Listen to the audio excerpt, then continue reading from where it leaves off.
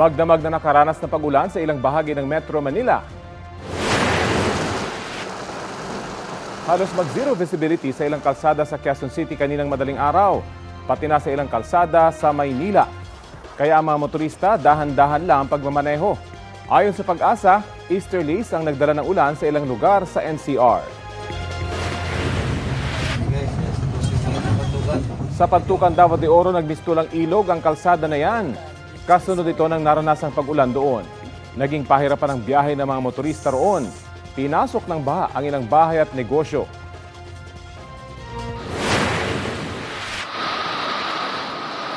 Sa Makilala, Cotabato, pansamantalang stranded ang ilang estudyante sa paaralan dahil sa malakas na ulan kahapon. Sumilong muna sila at nagpatila sa ulan bago umuwi. Nagpaalala ang mga otoridad sa mga nakatira malapit sa ilog na maging alerto.